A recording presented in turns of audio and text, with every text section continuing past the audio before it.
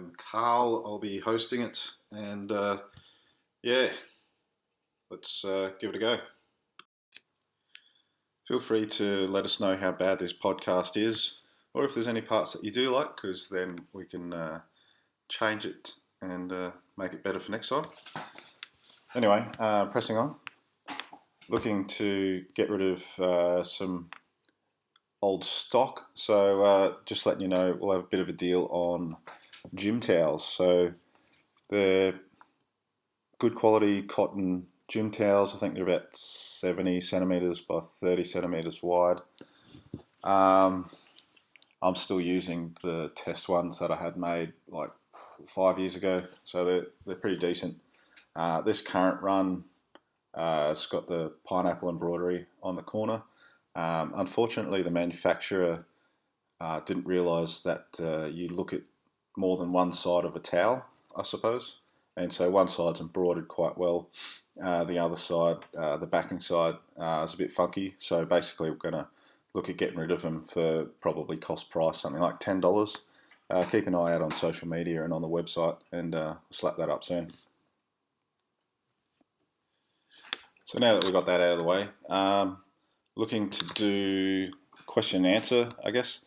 Been getting a couple of questions here and there on social media, and this might be a better format for answering questions from either digs or prospective digs. We're probably not the best place to come to for career advice, because we're focused more on catering to salty ball bags and jaded digs. But yeah, if you're keen and green, feel free to shoot us a question. I'll answer it truthfully, and won't give you any shit for asking dumb questions. Can email or DM or whatever, and just let us know what your question is. Specify that it's for the podcast, and I'll answer it on here.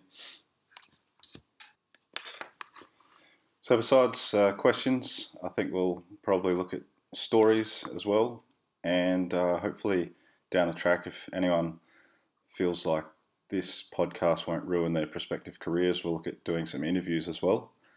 So with the stories, basically it's just stories from digs, funny stuff that's happened to them in the army, or funny stuff that they've done. So this isn't like high-speed operator stuff, it's just more basic day-to-day sort of things. If you've got some stories that you'd like to share, feel free to keep yourself anonymous, and you can email your story to us. Carl at belligerentdigger.com would probably be the easiest spot to send it to, or we can figure out another format, and then down the track we'll look at interviewing some blokes about things they've done in their careers and whatnot, and yeah, we'll see how we go. For now though, I'll do a story.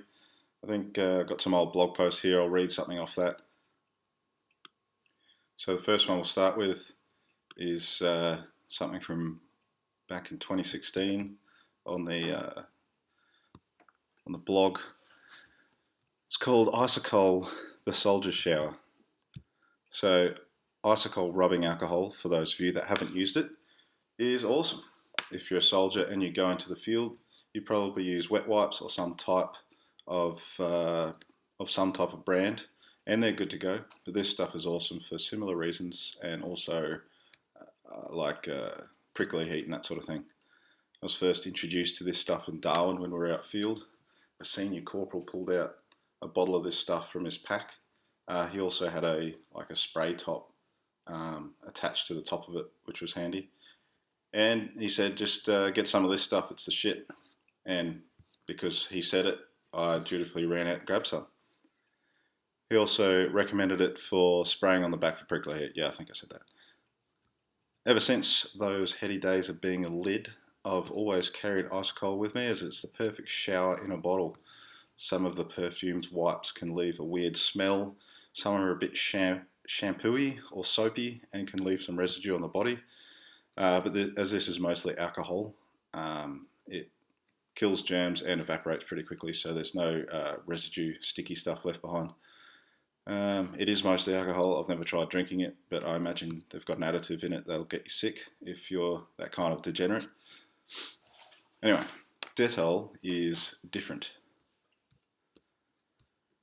So many years later, I was overseas in Timor, and we're up in retrans whilst on deployment, and I wanted to change clothes and maybe wash myself. I did not at that time have any Icicle on me, and we didn't have enough water in the jerrys to shower with while we're up the top of the feature.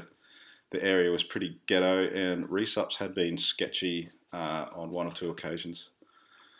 So I stole away to the store's tent with my change of clothes and sundry items and took some Dettol with me, as I thought that's the same thing, I guess. I rubbed some Dettol under my arms and felt a tingle. And you know, if it tingles, that means it's working, of course. I ignored this warning sign and went ahead and applied it to the groin area. It was immediately refreshing feeling until moments later, searing pain kicked in. I ended up pouring half a jerry of water over my scalding scrotum until I got some relief. I applied some cream to the affected area and limped off to recover. After a tender couple of days, I noted a flaking feeling on my balls. I then proceeded to peel a layer of skin off. After dealing with the whole mentally scarring process, funnily enough, the ballsack looked brand new, like a snake that had shed its skin. But long story short, Icicle yes, Dettol no.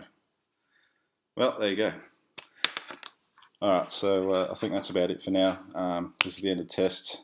Feel free to leave feedback on what you thought. I already know that I said and ah way too many times, but let me know that as well if you like. We'll have some contact details in the description as well. Alright, cheers.